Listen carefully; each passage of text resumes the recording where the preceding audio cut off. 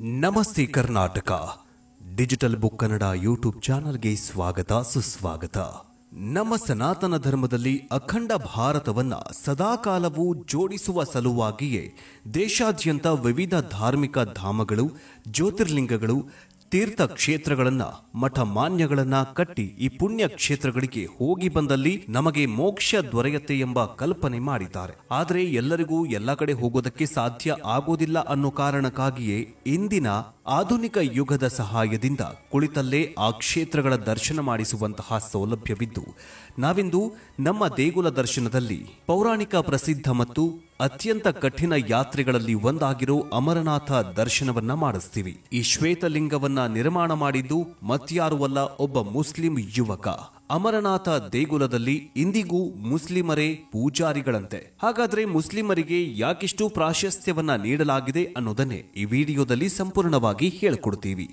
Video ಶುರು ಮಾಡೋದಕ್ಕಿಂತ ಮುಂಚೆ ನೀವೇನಾದರೂ ಅಮರನಾಥ ಯಾತ್ರೆಗೆ ಹೋಗಿದ್ರೆ ಕಮೆಂಟ್ ಮೂಲಕ ತಿಳಿಸಿ. ಜೊತೆಗೆ ಶಿವಭಕ್ತರಾಗಿದ್ರೆ ಓಂ ನಮಃ ಶಿವಾಯ ಅಂತ ಕಮೆಂಟ್ ಮಾಡಿ. ಬನ್ನಿ ವಿಡಿಯೋವನ್ನ ಶುರು ಮಾಡೋಣ. ಮಹಾಮಾಯಾ ಶಕ್ತಿಪೀಠದ ವಾಸಸ್ಥಾನವಾದ ಭಾರತೀಯ ಉಪಖಂಡದ 51 ಶಕ್ತಿಪೀಠಗಳಲ್ಲಿ ಒಂದಾಗಿರೋ ಹಿಂದೂ ದೇವತೆ ಸತಿಯ ಬಿದ್ದ ದೇಹದ ಭಾಗಗಳ ಸ್ಥಳವನ್ನ ನೆನಪಿಸುವಂತಹ ಶ್ರೀ ಅಮರನಾಥ ದೇವಾಲಯ ಭಾರತದ ಜಮ್ಮು ಮತ್ತು ಕಾಶ್ಮೀರದ ಅನಂತನಾಗ್ ಜಿಲ್ಲೆಯ ಪಹಲ್ಗಾಮ್ ತಹಸೀಲ್ನಲ್ಲಿರುವ ಅತ್ಯಂತ ಪವಿತ್ರವಾದ ಹಿಂದೂ ದೇವಾಲಯವಾಗಿದೆ. ಜಿಲ್ಲಾ ಕೇಂದ್ರವಾಗಿರೋ ಅನಂತನಾಗ್ ನಗರದಿಂದ ಸುಮಾರು 168 ಕಿಲೋಮೀಟರ್, ಶ್ರೀನಗರದಿಂದ 141 ಕಿಲೋಮೀಟರ್ ದೂರದಲ್ಲಿರುವಂತಹ ಗುಹಾಂತರ ದೇವಾಲಯ ಇದಾಗಿದ್ದು, ಇಲ್ಲಿ ಉಳಿದ ದೇವಾಲಯಗಳಂತೆ ನಿರ್ದಿಷ್ಟವಾದ ಮೂರ್ತಿ ಇಲ್ಲದೆ ಗುಹೆಯ ಒಂದು ಮೂಲೆಯ ಭಾಗದಲ್ಲಿ ಶಿವಲಿಂಗದ ರೂಪದಲ್ಲಿ ನಿರ್ಮಾಣವಾದ ಹಿಮದ ಗಡ್ಡೆಯಾಗಿದ್ದು, ಇಲ್ಲಿನ ಪ್ರದೇಶವು ವರ್ಷದ 365 ದಿನಗಳವರೆಗೂ ಸದಾ ಹಿಮಚ್ಛಾದಿತ ಪ್ರದೇಶವಾಗಿರೋದ್ರಿಂದ ಕೇವಲ ಬೇಸಿಗೆಯಲ್ಲಿ ಕೆಲವು ತಿಂಗಳುಗಳಿಗೆ ಮಾತ್ರ ಈ ದೇವಾಲಯಕ್ಕೆ ಪ್ರವೇಶವಿರುವುದು ವಿಶೇಷವಾಗಿದೆ. ಈ ಶುಭ್ರವಾದ ಈ ಶ್ವೇತಲಿಂಗದ ಹಿಂದೆ ಅನೇಕ ದಂತಕಥೆಗಳೂ ಇವೆ.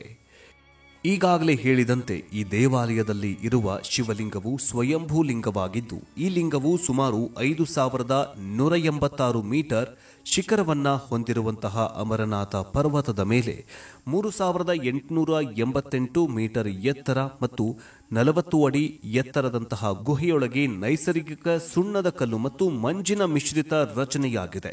ಗುಹೆಯ ಮೇಲ್ಛಾವಣಿಯಿಂದ ಬಸರುವ ಹನಿಗಳ ಘನೀಕರಣದ ಕಾರಣದಿಂದಾಗಿ ಈ ರೀತಿ ರಚನೆಯಾಗಿ ಶಿವನ ಭೌತಿಕ ಅಭಿವ್ಯಕ್ತಿಯಾಗಿ ಲಿಂಗದ ರೂಪವನ್ನ ಪಡೆದುಕೊಂಡ್ರೆ, ಅದರ ಪಕ್ಕದಲ್ಲೇ ಇರುವ ಮತ್ತೆರಡು ಸಣ್ಣ ರಚನೆಯು ಪಾರ್ವತಿ ಹಾಗೂ ಗಣೇಶನನ್ನ ಪ್ರತಿನಿಧಿಸುತ್ತವೆ.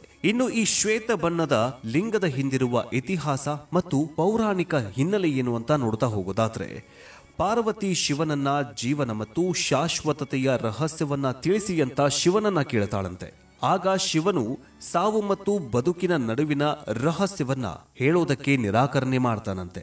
ಆದರೆ ಮೇಲಿಂದ ಮೇಲೆ ಪಾರ್ವತಿಯು ಶಿವನನ್ನ ಒತ್ತಾಯಿಸಿದ ಪರಿಣಾಮ ಶಿವನು ಆ ರಹಸ್ಯವನ್ನ ಬಹಿರಂಗಪಡಿಸಲು ನಿರ್ಧರಿಸಿ ಅವರಿಬ್ಬರೂ ಕೈಲಾಸ ಪರ್ವತವನ್ನ ತೊರೆದು ನಂತರ ಒಂದೊಂದಾಗಿ ತಮ್ಮ ಆಪ್ತರನ್ನ ತ್ಯಜಿಸುತ್ತಾ ಬಂದ್ರು ಎನ್ನುವುದಕ್ಕೆ ಉದಾಹರಣೆಯಾಗಿ ಪಹಲ್ಗಾಮ್ನಲ್ಲಿ ನಂದಿ ಚಂದನ್ವಾರಿಯಲ್ಲಿ ತನ್ನ ಜಟೆಯಲ್ಲಿದ್ದ ಚಂದ್ರನನ್ನ ಬಿಟ್ರೆ, ಶೇಷನಾಗ ಸರೋವರದ ದಡದಲ್ಲಿ ತನ್ನ ಕೊರಳಿಗೆ ಸುತ್ತಿಕೊಂಡಿದ್ದ ಹಾವನ್ನ ಬಿಟ್ಟಿ, ಅಂತಿಮವಾಗಿ ಮಹಾಗುಣ ಪರ್ವತದಲ್ಲಿ ಗಣೇಶನನ್ನ ಬಿಟ್ಟ ಪರಿಣಾಮ ಅದು ಮಹಾಗಣೇಶ ಪರ್ವತ ಅಂತ ಹೆಸರು ಪಡೆದಿದ್ದು, ಉಳಿದೆಲ್ಲಾ ಪ್ರದೇಶಗಳಲ್ಲಿ ಈ ಕುರುಹುಗಳನ್ನ ಇಂದಿಗೂ ಕೂಡ ಕಾಣಬಹುದಾಗಿದೆ. ಅದಾದ ನಂತರ ಪ್ರಕೃತಿಯ 5 ಅಂಶಗಳಾದ ಆಕಾಶ, ಭೂಮಿ, ವಾಯು, ನೀರು ಮತ್ತು ಬೆಂಕಿಯನ್ನ ಪಂಚತಾರಣಿಯಲ್ಲಿ ತ್ಯಾಗ ಮಾಡುತ್ತಾ ಶಿವ ಪಾರ್ವತಿಯರಿಬ್ಬರೂ ಸೇರಿ ತಾಂಡವ ನೃತ್ಯ ಮಾಡಿ ದಣಿವಾದ ನಂತರ ಅವರಿಬ್ಬರೂ ಗುಹೆಯನ್ನ ಪ್ರವೇಶಿಸಿ ಅಲ್ಲಿ ಯಾರೂ ಸಹ ತಮ್ಮ ಮಾತನ್ನ ಕೇಳಿಸ್ಕೊಳ್ತಾ ಇಲ್ಲ ಎಂಬುದನ್ನ ಖಚಿತಪಡಿಸಿಕೊಳ್ಳುವುದಕ್ಕೆ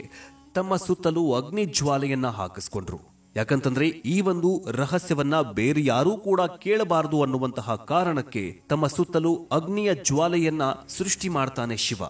ಆದರೆ ಒಂದು ವಿಪರ್ಯಾಸ ಏನಾಗತ್ತಂತಂದ್ರೆ, ಶಿವನು ಇಷ್ಟೆಲ್ಲಾ ಮಾಡಿದ್ರೂ ಕೂಡ ಆ ಗುಹೆಯೊಳಗೆ ಪಾರಿವಾಳ ಒಂದು ಉಳಿದುಕೊಂಡ್ಬಿಡತ್ತೆ.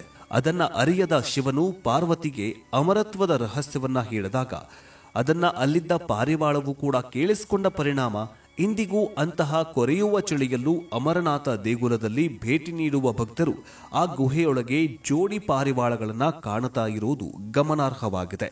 ಹೀಗೆ ಅಮರತ್ವದ ರಹಸ್ಯವನ್ನ ಶಿವನು ಆ ಸ್ಥಳದಲ್ಲಿ ಪಾರ್ವತಿಗೆ ಹೇಳಿದ್ರಿಂದ ಆ ಗುಹೆಯು ಅಮರನಾಥ ಅಂತ ಪ್ರಸಿದ್ಧಿಯನ್ನ ಪಡೆಯಿತು. ಅಂತಿಮವಾಗಿ ಶಿವ ಮತ್ತು ಪಾರ್ವತಿ ಇಬ್ಬರು ಅಲ್ಲಿ ಮಂಜುಗಡ್ಡೆಯಿಂದ ಮಾಡಿದ ಶಿವಲಿಂಗವಾಗಿ ಕಾಣಿಸಿಕೊಂಡ್ರು. ಶಿವನು ಮಂಜುಗಡ್ಡೆಯ ಲಿಂಗವಾದನು ಮತ್ತು ಪಾರ್ವತಿಯು ಬಂಡೆಯ ಯೋನಿಯಾದಳು ಅಂತ ನಂಬಿಕೆಯಾಗಿದೆ. ಮತ್ತೊಂದು ದಂತಕಥೆಯ ಪ್ರಕಾರ ನೀರಲ್ಲಿ ಮುಳುಗಿದ್ದ ಇಡೀ ಕಾಶ್ಮೀರದ ಕಣಿವೆಯನ್ನ ಕಶ್ಯಪ ಋಷಿಗಳು ನದಿಗಳ ಮೂಲಕ ಆ ನೀರನ್ನೆಲ್ಲ ಬರಿದು ಮಾಡಿದ ನಂತರ ಭೃಗು ಮಹರ್ಷಿಯು ಅಮರನಾಥದಲ್ಲಿ ಶಿವನ ದರ್ಶನವನ್ನ ಮೊದಲು ಮಾಡಿದ ನಂತರ ಅದು ಪವಿತ್ರ ಕ್ಷೇತ್ರವಾಗಿ ಪರಿಣಮಿಸಿ ಭಕ್ತಾದಿಗಳು ಪ್ರತಿ ವರ್ಷ ಜುಲೈ ಮತ್ತು ಆಗಸ್ಟ್ ತಿಂಗಳಲ್ಲಿ ಬರುವ ಶ್ರಾವಣ ಮಾಸದಲ್ಲಿ ಈ ಪವಿತ್ರ ಕ್ಷೇತ್ರಕ್ಕೆ ಬರೋದಕ್ಕೆ ಪ್ರಾರಂಭ ಮಾಡಿದ್ರು. ಅಮರನಾಥ ದೇವಾಲಯದ ಅಮರೇಶ್ವರ ಬಗ್ಗೆ ರಾಜತರಂಗಿಣಿ ಎಂಬ ಪುಸ್ತಕದಲ್ಲಿಯೂ ಕೂಡ ಉಲ್ಲೇಖ ಮಾಡಲಾಗಿದೆ. ನಂತರ 11ನೇ ಶತಮಾನದಲ್ಲಿ ರಾಣಿ ಸೂರ್ಯಮತಿ ಈ ಅಮರನಾಥ ದೇವಾಲಯಕ್ಕೆ ತ್ರಿಶೂಲ, ಬಾಣಲಿಂಗಗಳು ಮತ್ತು ಪವಿತ್ರ ಲಾಂಛನಗಳನ್ನು ಉಡುಗೊರೆಯಾಗಿ ನೀಡಿದ್ದು ಇಂದಿಗೂ ಅದನ್ನ ನೋಡಬಹುದಾಗಿದೆ.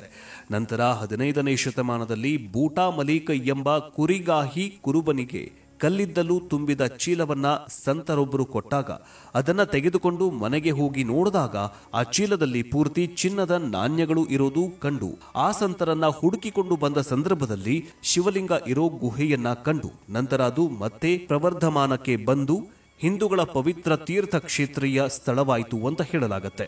ಆ ಒಂದು ಕುರಿಗಾಹಿ ವ್ಯಕ್ತಿ ಮುಸ್ಲಿಂ ವ್ಯಕ್ತಿಯಾಗಿದ್ದ ಅಂತ ಹೇಳಲಾಗತ್ತೆ.